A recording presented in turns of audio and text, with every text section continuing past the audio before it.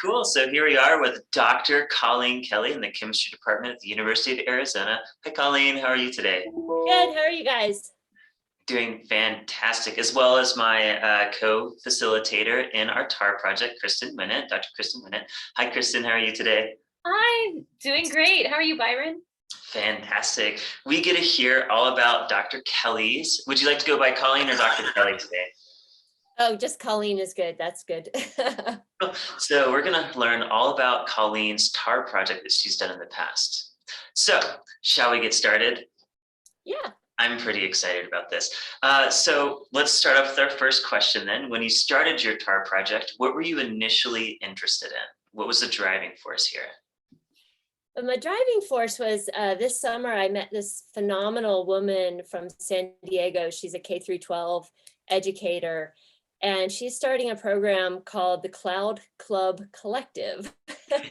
And it's about purposeful daydreaming to reduce anxiety and enhance creativity in students. And we immediately meshed. We have like minds and really want to figure out ways to enhance creativity. But what Paula is, the woman at the Cloud Club, she's paired with Georgetown University. And they have just came out with a study in the Department of Psychology at Georgetown in 2020 about a new phenomenon called creativity anxiety. And so creativity anxiety is is just like math anxiety, but it's when you're asked to do something creative, like invent, come up with a unique problem or solution to a problem. Think outside the box is kind of the global term for it. All the things we as science educators want our students to do rank highest on the anxiety score.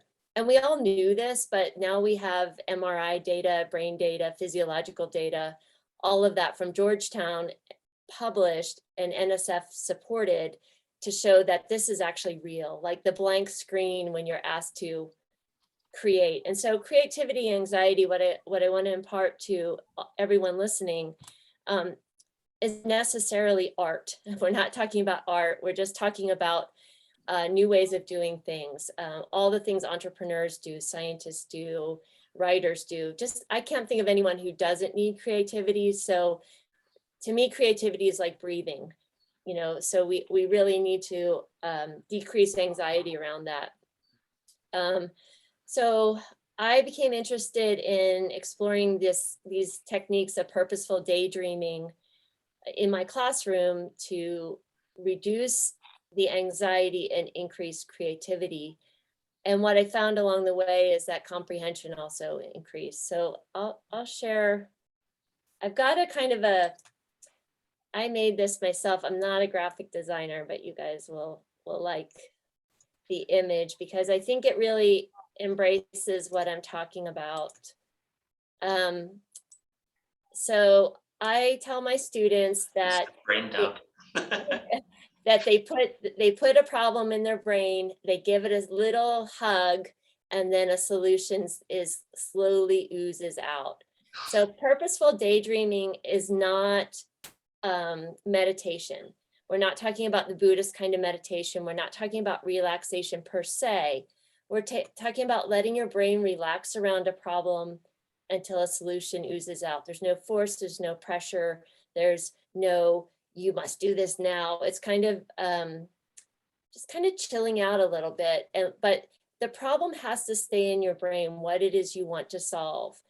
So whether you want to create something, you want to write something if you're a writer, let it sit in there. And we've all experienced this in the shower.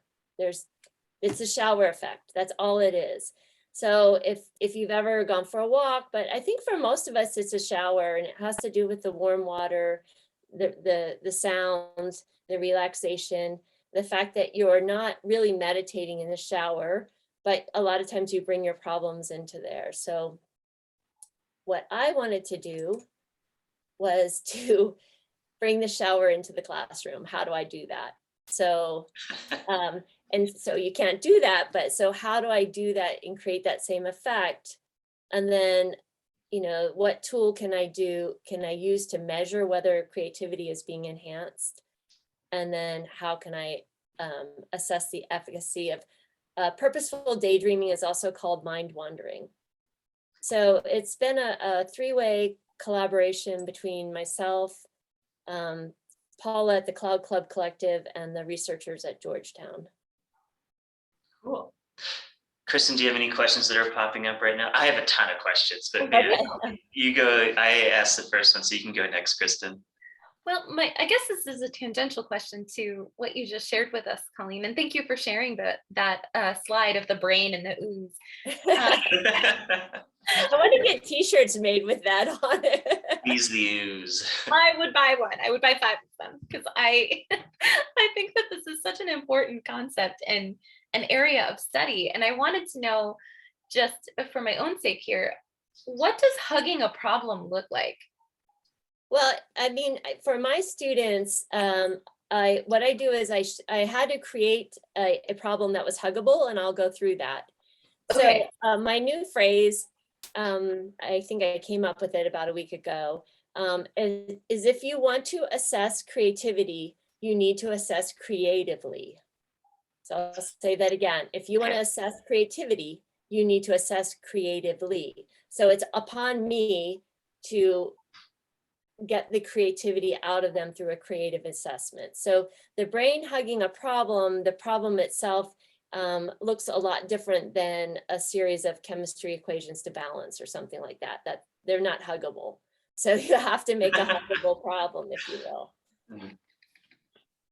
Those are more like cacti. They don't really want hugs. Yeah. So I guess the next question that kind of makes sense. So you talked a little bit about your research questions, what you essentially wanted to know, and which classroom you decided to zero in on and do the study. Is there anything else that we should know about kind of the way the research question emerged, or why you decided to use the classroom that you did? Yeah, I mean, it's a classroom I had available, so that's one reason. It was the course I'm teaching. But I also feel like they are pre-nursing, pre-public health, they're going to be solving problems. I think diagnosticians solve problems on their feet. So I want them to be prepared to solve problems on their feet. I always tell them every time, every class, you're smarter than Google, you're smarter than Google, you're smarter than Google. The answers are underneath your eyelids, not on a screen, all that kind of thing. So I really wanted to kind of test that. And again, the huggable problems are also, and this isn't a word, and I know this is being recorded, but non-Googleable. Anyway, they can't Google them. It'll be a new phrase eventually. Yeah. So it's incumbent upon us to also, if we don't want them being students, to Google a solution to a problem, then make something that's not on Google. It's easy. I love that. That's great. That really answers my earlier question too about what's a huggable question is a non-Googleable question. Yeah, I'll share again. I'll give you guys a sample of it for chemistry of what it looks like. I'll go down to this one. Okay, so this is, I call them case studies only because I don't have a better word for them that is something digestible.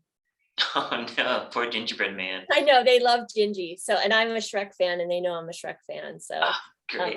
I talk about Shrek a lot. But so we're studying this molecule, these molecules, these flavor molecules are called esters.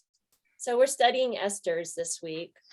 And so their case study is to create a new useful product by combining at least 5 of the images below. So this is based on something called a Torrance test for creative thinking that was started in 1974. And there's a recent paper out of William and Mary about it being used in engineering. So the Torrance test for creative thinking is the combination of images so that the students will come up with something unique. So draw a picture of what you created, label your picture, explain why you chose these 5 items, and explain how your new product works. So this is a huggable question. So what I do with my students, the progression is I put this up on the screen for 2 minutes. and they just sit quietly and stare at it. And they usually don't take notes. They just, I mean, it's up there. So they just stare quietly at it for about 2 minutes. And then I take it down and they have a survey to answer about confidence and creativity, ranking how they feel that day, confident that they could do this, and how creative they're feeling that day. And then I don't know if this will, I have a hard time on Zoom sharing it, but I'll just describe it. Then I turn off the lights or dim the lights, tell them to shut their eyes. And then I have a big screen because this is in an auditorium, and there's rain coming down and there's soft piano music playing. And then this is not up on the screen, so they're not seeing the images anymore. The images are now in their brain, and this is when the hugging starts. And so I just play the music and just tell them, sometimes I talk them through it. I said, remember to keep the images in your brain, think about what you're going to assemble, how you're going to assemble it, and close your eyes, that kind of thing. So I'll show you what it looks like in my classroom. I've got a picture of it. So as you're describing the reactions by students, is that part of the data you collect as well? And we can more formally go through that too. Yeah. So there's the rain, and I don't know if you probably can't hear it, but. We can hear your audio a little bit. Yeah. Okay. So this is them. So they're just chilling out. They're not writing. They're, and I'll walk around and just kind of let them relax into the problem. When I kind of get the vibe in the room that everybody is relaxed, then we start. So I don't have a time for it. You just kind of, if someone's still tapping their foot or doing this, I'm like, I might say, hey, let's relax a little bit, so I try to make sure everybody's in the place where they are embracing, getting the problem ready. So Byron, your question was like, what do I assess then? Yeah, it sounds like you were collecting some data you mentioned earlier about surveys or how they feel about how they were doing with the creativity. Yeah, I'll go to this student. So I had to have a control for this. So the first couple of problems that were like those problems that were huggable, I didn't let them do any mind wandering on. So we just went right into it. I just showed them the images. So I did 2 in a row, the first 2 in a row with no daydreaming. And then I did 3 and 4 with daydreaming. And then this last week I took it away, and they couldn't function without it anymore. So anyway, well, I'll go into what happens when you take it away. They wanted it back. But this is a really cool example. This is Chem 101B, which means that they don't like chemistry. I'll just say it. They might like me, but they don't like the subject matter. But what I see here, and this is 2 weeks apart, this student put together something that 300 level chemistry majors probably wouldn't have assembled. Byron's probably taken OChem. So this is 101B, and this student did a chemical reaction to make something, did another chemical reaction to make something else, and then took the assumption that this ester was going to be cotton candy flavored because she remembered that esters are flavors. So she made cotton candy flavored strawberries synthetically. Like, this level is just like, and I don't teach synthesis. Like, I've not taught them this.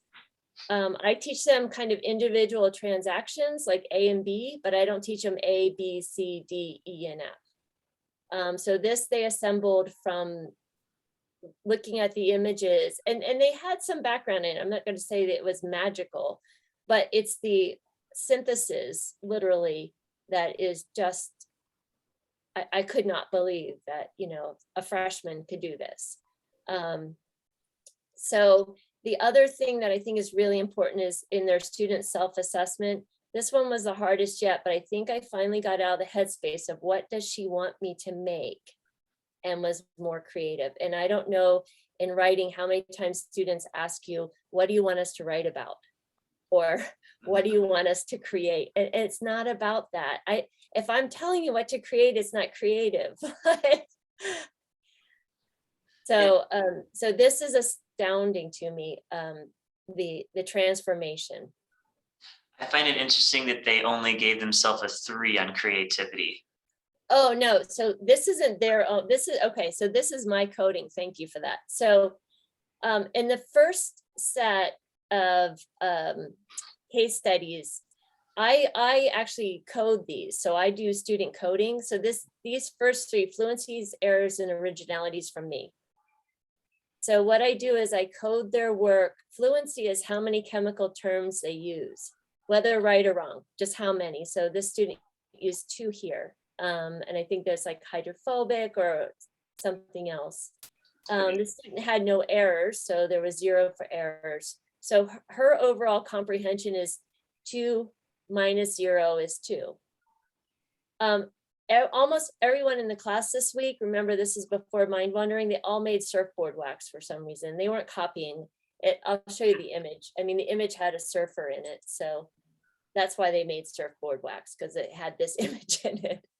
So they didn't want to cover their fruits with wax. They just wanted to cover the surfboards with wax. So they made surfboard wax, and just about all of them did. So I created my own not random, but my own scale of 1 to 3, where 1 is almost everyone did it, 2 is only a handful, and 3 is like nobody else in the classroom made that. And so here's another, this is a 2 based on this one. A lot of people did some stuff with paints, but back to the cotton candy. Nobody else made cotton candy flavored strawberries. So again, 1 to 3 is my ranking, and that's where I get this overall graph that's really compelling and kind of tells the whole story. When we're not doing purposeful daydreaming, the comprehension's about, this level 3. And then it goes up more than 2 times with daydreaming. Comprehension is their fluency minus errors. But the originality is the creativity. And again, many, few, and unique. It almost doubled. So their creativity in 2 weeks. So it's not content driven. I don't teach that much in 2 weeks. They don't learn that much in 2 weeks. That'd be amazing if they could. Yeah. So, I mean, what I've just found is that just simply by giving them chance to digest the paper, or the screen ahead of time, they can relax into the problem, and that notion of looking at something and saying, I don't know anything, disappears because I force it to disappear. Or I don't know what to write. What does she want me to write? And it's not about that. I mean, none of us want to tell our students what to write or what to create. Definitely. Kristen, do you have any questions, or is it my turn? Oh, please go ahead. I will just say, this is such a great study with a lot of implications, I think, that make me want to try this in my classroom too. Yeah, if you do, let me know, because I am collecting more data. I've got a couple more case studies in my class, and I'm going to look at this, but I would love to try to help you to create the huggable problem, and then help you do the coding and get it through. And I have to give Stephen Petritis credit. If I hadn't coded 1,500 lab reports with Stephen over the last 2 years to get his PhD, working on his PhD as his co-author, I wouldn't know how to student code, but he's really helped me how to code. So it's been great. Cool. That was actually going to be part of my question, was like, how did you start to develop your coding methodology? Because you're basically coming up with a project out of what would be, in our opinions, like almost out of thin air, right? You've had your own huggable problem that you're creatively trying to solve on your own. I do want to back up for a second really fast, just so students who are watching this, just because it's part of their TAR proposals, just to fill in a few of the gaps. Yes. So this is for a chemistry course. It sounds like it was for freshmen in the 101B or 102B. Is that correct? 101B. Yeah. 101B. Around how many students did you have in this class? 70. 70. So you had quite a lot of students, and that's a pretty big class size to be able to do this type of experimentation too. Yes. And then, so this happened, how many times did you say you tried to do this intervention throughout the semester? Every 2 weeks. So we're still going. Cool. So it'd be like every second week you would do it one of the days, or what logistically, how was this occurring? Oh, so I'll share that with you. I wanted to make sure that a couple of things were held standard. So I'll share again. Because one thing we really want our students to do is to go in with a plan for their TAR projects. Yep. And then, yeah, be able to follow that plan, because otherwise their results may be a little bit confounding or whatnot. So. Okay, so why is this not?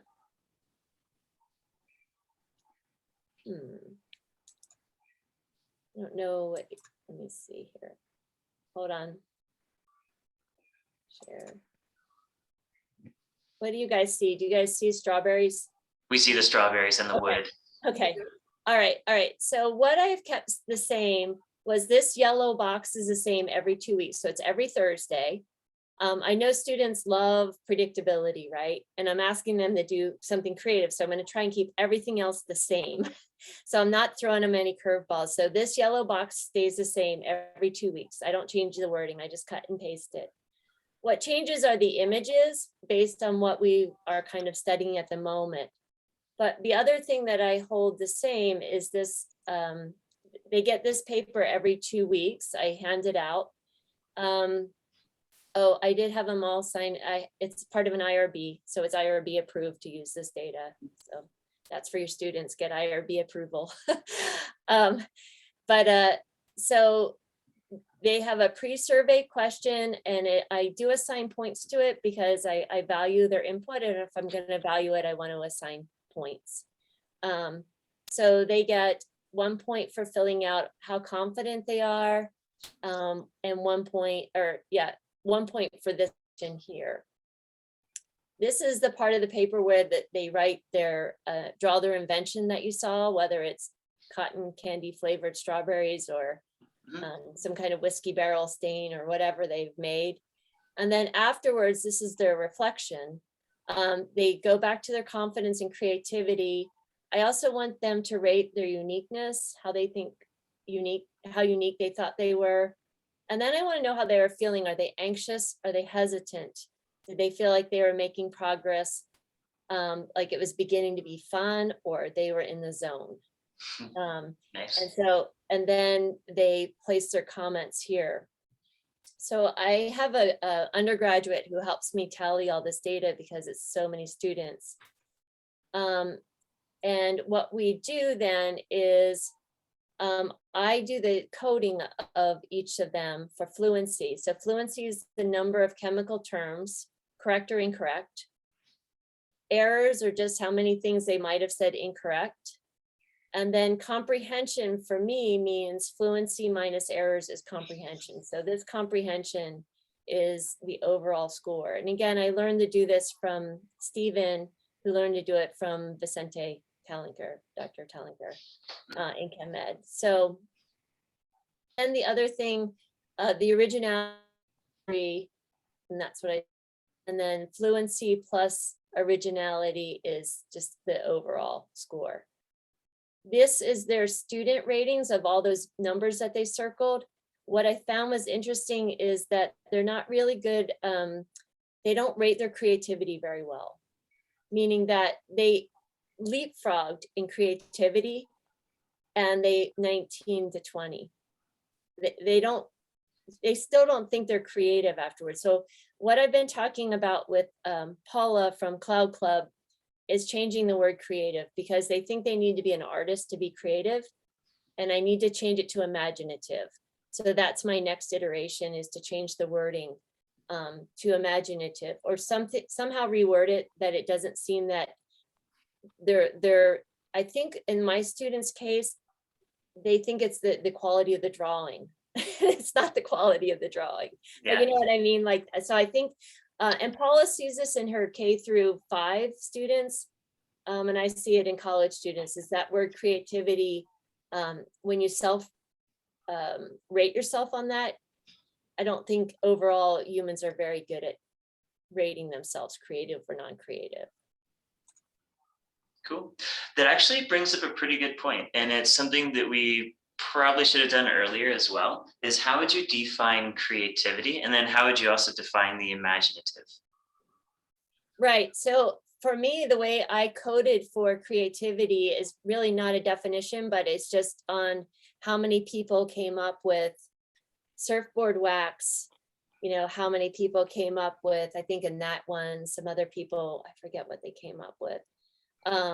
I don't know, something for your hair. Oh, I know, something to make your feet stick on the surfboard. Oh, I know, it's a moisturizer on the surfboard, so that when you went surfing, you came off and your feet were moisturized. So yeah, so it's just really, and so I think it's really important to be, when you're doing studies like this, to not have a preconceived notion yourself, right? I don't want to say I'm going to define creativity as this. It's just how many people said this, that kind of thing. So it's really, a better word for it is divergent thinking. And that's really what I'm measuring, is divergent thinking, not, Okay. yeah. Or uniqueness of response. Yes, yeah. Okay, cool. Thanks for that clarification.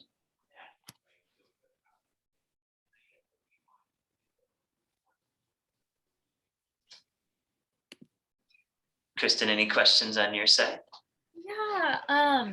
So I guess if you could give some tips or advice to students who are thinking, hey, this might be my first time collecting data and sifting through that data, in terms of like this kind of research, what tips or advice would you have, or strategies that you've used that have been really effective, that students might like to hear about? Yeah, I think what I've learned, especially with Stephen Petraitis teaches one of my organic labs, and he's a PhD student finishing it up in chemical education. And so we code student lab reports the same way. First of all, I would say coding is not grading. We're not grading anything. We're coding. We're looking for trends. We're analyzing. So it's really important that we can talk about grading separately, but I'm not trying to correlate a grade. So when you're doing your research, I would say learn how to look at what students are producing or a trend without thinking about a grade. So really separate it from a grade. At least that's been important for me. The other thing is we have discovered is you don't know what the story is going to be until you analyze the data, and you kind of have to find the story in the data. So you can test for something, but then you've just, like I was expecting the student ratings, like the numbers 19 and 20 that I described, to tell the story, and they told no story. The only story they told me is students really don't see themselves being creative no matter what I do, even if they've Story made. on its own too. What's that? Which is a story on its own as well, though. Yeah, it is. Yeah. But I would just say collect the data and then look for the story with the data. Let the data drive what you're going to learn. I mean, that's all of us, that's just good practice. But I think in these TAR things are really important. Yeah, that makes sense. That actually shows itself through the cotton candy strawberry student. They only circled a 3 on their creativity out of 5, whereas Yep. they were being one of the most creative students you had in your class. Right. Yeah. Yeah. And sometimes they just, I don't know, if they're just not feeling good about themselves that morning, they might rate themselves lower. So those kind of scales, I think I will shy away from Likert scales, especially, again, Paula's doing with K through 5. And I think with the little guys, you can only do yes or no questions. You can't do 1 to 5, because she was trying 1 to 5 and she doesn't know what to do when someone rates a 5 and then a 5 after too. She's like, I don't know if they just. They're always creative every day of the week. Yeah. Well, those are 2 really good tips. The idea of coding not being grading, right? To separate those 2 things, and also that you don't know what the story will be. I think, and sometimes the story comes out in unexpected ways. Yes. Yeah, that's I think a really good piece of advice for our researchers. Byron, what about you? Any thoughts or questions? This is more of a post-survey type or post-research project that you've had type question. If you could go back at the beginning of your project, how might you change it? Or would you change anything about it? I would try to have better questions where I was trying to get at numerical data. I would try to get that. I really, when you saw those images, I don't know where they come from. I just kind of random, I'm like, I don't know. I was like thinking about sharks, so I throw down, like, I don't know. So I would not change the, they're just off the cuff, those kind of images. The molecules are thoughtful, but the rest of it, I just throw in there to see what's going to happen. So I would not change that. Yeah, I'm not sure what I would change. You know, there's things I wish I had better. Like I wish I had a comfier environment for them, but I just don't. Paula lets her little guys go outside, and it's called the Cloud Club because they lay on the grass and look at the clouds. And I can't do that. So Logistically, is this an hour and 15-minute class, or is it a 50-minute class? 75 minutes, yeah. Yeah. I'm curious if this is as easily implementable in a 50-minute class. I think it's instructor dependent. If you are going to allow for 35 minutes, it's about a 35-minute activity. So it's definitely doable, but you know, obviously all of this is at the cost of what instructors call, you know, content, you know, covering content. But what I found is there's content that I'm not covering and they're discovering. So, I mean, I don't know what's better than that. Is if they're discovering you know, more advanced content than I've ever taught them through this process. Yeah. Colleen, your video is cutting out a little bit. So if I could restate what I think you're saying here, it's that there's always the breadth versus depth argument in teaching delivery. And that depth that you allow students to get just by creatively looking, all of a sudden you have a freshman learning junior level synthetic chemistry knowledge, where you never could have guessed that a student would have done that without that time. Right, yes. One thing I wanted to ask in addition to that is, so having found these results, Colleen, what's next for, I know you talked about like branching off and seeing if it could work in other settings, but what's either next for you with this data? What do you want to do with it next? Or how is this, you know, informing other projects that you might want to do in the future? I want to keep going with this and collecting data. I'll need to get some inter-rater reliability on my coding. So I will get that probably from Stephen, just because, as you can see, I will need a chemist to rate things like fluency or whatever. Someone else to do the coding for me, so that we can compare our coding schemes per student. Beyond that, I'm really not sure. I don't know if you guys have ever heard of the high five habit. I'm like a huge fan of Mel Robbins, but she's this, I don't know what it is. If you high five yourself every day in the mirror, every day is going to be better. I feel like this is along those lines with science to support it. You know, I'm hesitant to, I'll publish it, and those who want to embrace it will. Let me just say that. Yeah. Definitely. And there's so much more research coming out and showing that educational is not just content. You also really need to focus on the emotional side of learning too. Otherwise, you can't really study when you're anxious, when you're nervous, as you're seeing with your Likert skills and your research study. Right. Cool. Any last thoughts, Kristen? I thought this was absolutely great. I guess that my only thought was, if any of our listeners want to contact you, are you open to that, Colleen? If anybody wants to reach out? Yeah. I would. I mean, if anyone wants to learn how to create the huggable problem and then how to code for your domain specific comprehension. I'd like to help with that because that will help me to learn too. Because what I'm learning is that it is, as much as I'm excited about the creativity, I'm seeing the comprehension and a domain specific understanding going skyrocketing. And it's the comprehension skyrocketing of course, again, domain specific material that's just incredible. So I would, be happy to help someone design that to see how that goes. Cool. Yeah, it sounds great.